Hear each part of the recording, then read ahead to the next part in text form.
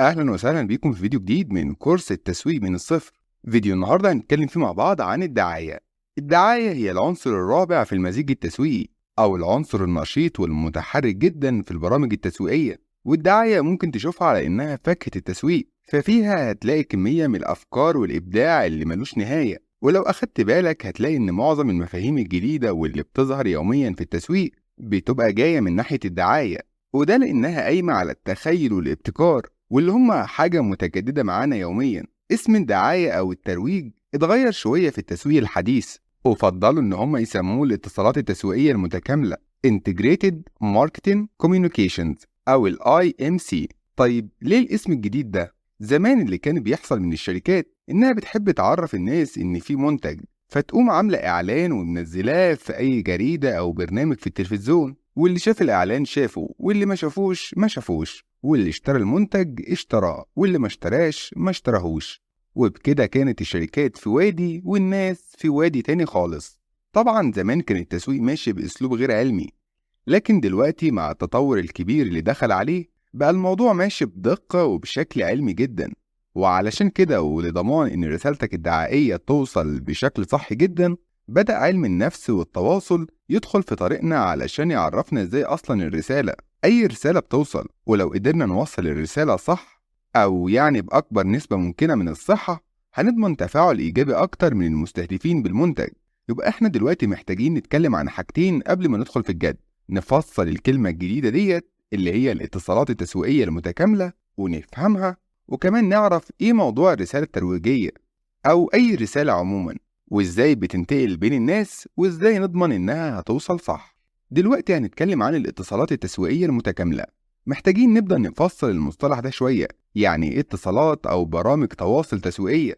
زمان زي ما قلنا كانت الشركات بترمي الإعلان في أي مكان عليه زحمة، الترافيك، وكانت بتستنى ردة فعل الناس في المحلات ومنافذ التوزيع والبيع. لكن دلوقتي بدأ الموضوع يختلف، والشركة بقت بتتفاعل مع المشترين أثناء الحملة نفسها، وبتستنى منك ردة فعل فيدباك مستمرة عن أداء الحملة، وبالتالي بتقدر تعدل وتغير في الحملة الترويجية علشان تناسب رد الفعل ده. وسهل الموضوع ده الانفجار التكنولوجي الرهيب اللي احنا بنشوفه حاليا. يعني مثلا الشركات دلوقتي بتصمم الموقع بتاعها بتقنية الويب بشكل تضمن فيه تفاعل أكبر بينها وبين الناس، وهتشوف تعليقاتهم وآرائهم علشان تعدل رسالتها على أساسها. وبقت الشركة تنزل فيديو للإعلان التلفزيوني مثلا على اليوتيوب علشان تشوف ردود الأفعال، وتقدر تحط الردود ديت في اعتبارها وهي بتعمل حملاتها الجاية.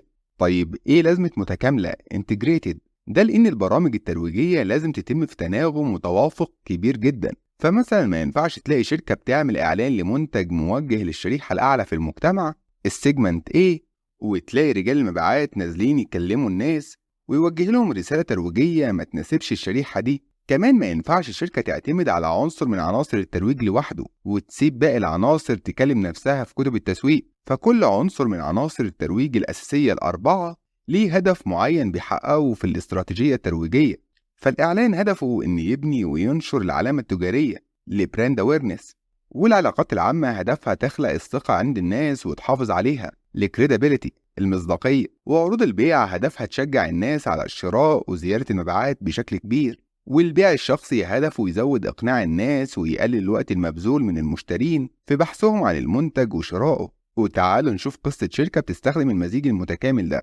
وانت ماشي بعربيتك فوق الكوبري لاحظت إعلان كبير لشركة الملابس الجديدة، شدك الإعلان وشدك معاه أيقونة الفيسبوك الشهيرة اللي بتقولك روح شوف صفحة الشركة على الفيسبوك. لحد دلوقتي الشركة بتستخدم طريقة الإعلان الأدفرتايزر. أول ما روحت البيت دخلت على صفحة الشركة فلقيتها منزلة تصميمات كتير من منتجاتها الجديدة، اتفرجت عليهم وعجبك كام تصميم وممكن طلبتهم أونلاين فجولك لحد باب البيت. دلوقتي الشركة بتستخدم طريقة تكميلية جديدة في مزيجها الترويجي، وهو التسويق الإلكتروني الإي ماركتين، وهو جزء من التسويق المباشر الدايركت ماركتين، اللي هو عنصر جديد من عناصر الترويج. لقيتهم كاتبين على صفحتهم عن حدث ضخم ليهم، ايفنت في مول تجاري، وقررت انك تروحه. دلوقتي الشركة بدأت تستخدم العلاقات العامة البابليك ريليشنز، وهو عنصر تكميلي من عناصر الاتصالات التسويقية المتكاملة. لقيتهم في آخر الايفنت بيعلنوا عن تخفيضات ديسكاونتس وسحوبات كبيرة سويب ستيكس على المنتج في فرع الشركة اللي في المكان الفلاني، ودي طرق لعروض البيع واللي هي جزء تكميلي تاني من عناصر الترويج أو برامج الاتصالات التسويقية. رحت الفرع ده لقيت شاب شيك أخدك يكلمك عن التيشيرتات الرائعة اللي بتنتجها الشركة، وإزاي التيشيرت الخارق ده أحسن من أي تيشيرت تاني في السوق. أنت دلوقتي بتشوف عنصر تكميلي جديد من عناصر المزيج الترويجي، وهو البيع الشخصي، الدايركت سيلين. طيب إزاي الرسالة بتوصل؟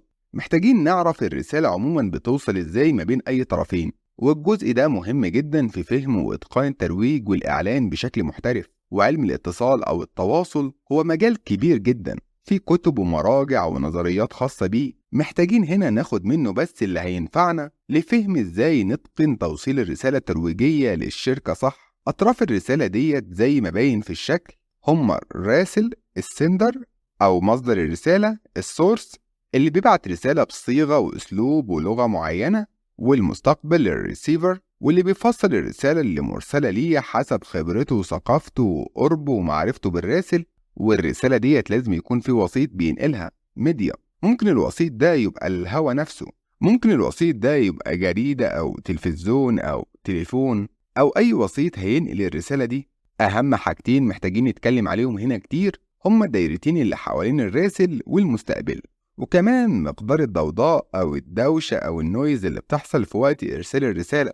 نبدأ بالدايرتين اللي بيمثلوا خبرة وخلفية المستقبل والراسل. وببساطة كده الرسالة بتوصل صح بنسبة كبيرة جدا لما يكون الدايرتين متداخلتين قوي وقربوا يتطابقوا على بعض. طيب ده معناه إيه؟ معناه إن الراسل خلفيته وثقافته ولغته قريبة جدا من المستقبل، وعلشان كده مش هيبقى في قلق من اختلاف في الخلفية عند الاتنين، وبالتالي مش هيحصل تفسير غلط أو فهم ناقص للرسالة دي.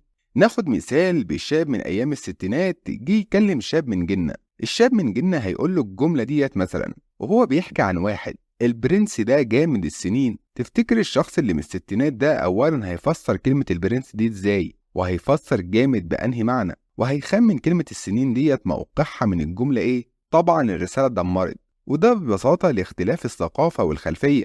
طيب لو واحد مهندس قعد مع واحد تسويق، المهندس خلفيته عملية وفنية جدا، لما يقعد مع واحد تسويق خلفيته إدارية وتخطيطية، تفتكروا نسبة كفاءة عملية التوصيل ديت هتبقى كام في المية؟ وقارنا ما بين عملية تواصل تانية ما بين واحد تسويق وواحد إداري أو في مجال قريب من مجاله. علشان كده رسالتك الدعائية لما تحب توصلها لأي مجتمع لازم تشوف وتدرس خلفية المجتمع ده أيا كان كويس جدا قبل تطوير الرسالة. فلو المجتمع ده شبابي هتجيب شباب يطوروا الرسالة باللي يناسب مجتمع الشباب، ولو المجتمع ده رجال أعمال هتطور الرسالة بأسلوب يناسبهم، ولو المجتمع ده في الطبقة المتوسطة أو أقل من المتوسطة هتراسلهم بلغة يفهموها، وده علشان تضمن نجاح عملية التواصل بينكم وبالتالي الاستجابة لرسالتك بشكل إيجابي.